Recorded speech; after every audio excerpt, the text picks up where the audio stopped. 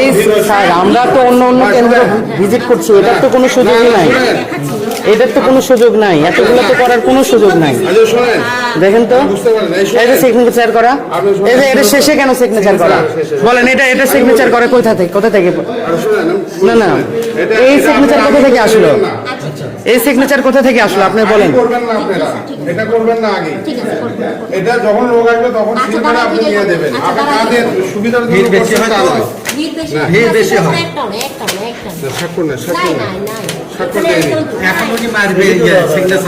না আপনি তো স্বাক্ষর আছে কিনা সেটা আমরা দেখলাম না।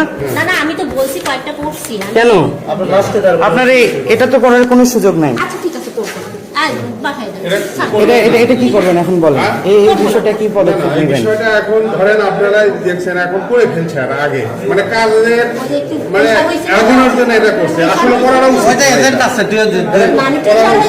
দুটো মার্কারি এজেন্ট আছে, এটা করবেন না এখন। না আসলে এটার তো কোনো নিয়ম নাই, আসলে আমি তো নিয়মের কথা বলছি। আপনার সাথে আমি একমত, নিয়ম নাই, কিন্তু এটা করছে কি ভিড়ের কারণে আগে নিছে, কিন্তু আসলে শুনেন ভিড়ের কারণে এতগুলো করার সুযোগ কিভাবে পায়? ভিড়ের কারণে তো এতগুলো করার সুযোগ পাবে না, ভিড় একটা একটা করে করবে ছাড়বে। ওই যে দাড়ি পাল্লা মার্কা ধানের শেষ মার্কার আছে লোক আছে, দাঁড়িয়ে পাল্লা কোনো সমস্যা আছে? কোনো সমস্যা আছে? আপনারা দেখবেন যে কোনো বিষয়গুলো এগুলো তুলে ধরবেন, অতিরিক্ত যখনই সিল মারবে আপনারা এই বিষয়গুলো আটকাবেন। আপনাদের এই মেয়েটা কেন আমি ওইভাবে ইয়েটা নিয়ে রাখছি বুঝলাম না। এটা কি পদক্ষেপ আপনি উনি এটাই প্রথম, উনি সহকারী পেরেদিং আর জীবনের প্রথম, কিন্তু আমি কিছুই জানি না, যার কারণে আমি ওনাকে কি ইয়েটা দেবো, আমার উন্নয়নে তো ওনাকে আমি বিষয়ে আপনি একটা বক্তব্য আপনি দিতে পারবেন, কারণ এটা এখন নাই, এটা না আমি এই বিষয়ে কিছু তারা এখন ধরেন এইটা তারা জানে না, নতুন একজন সহকারী প্রিজাইডিং, যার কারণে উনি ভুলটা করছে। আমি জানি এটা ওনার ভুল হয়েছে, এই ধরনের ভুল করা যাবে না, কাম্য নয়। তো যাই হোক, এটা আমরা তাদেরকে তাগাদা দিলাম, পরবর্তীতে এই ধরনের ভুল কাজ আর করবে না। আচ্ছা আপনার সহকারী কয়জন রয়েছে? 6 জন আছে। তারা কি করছে?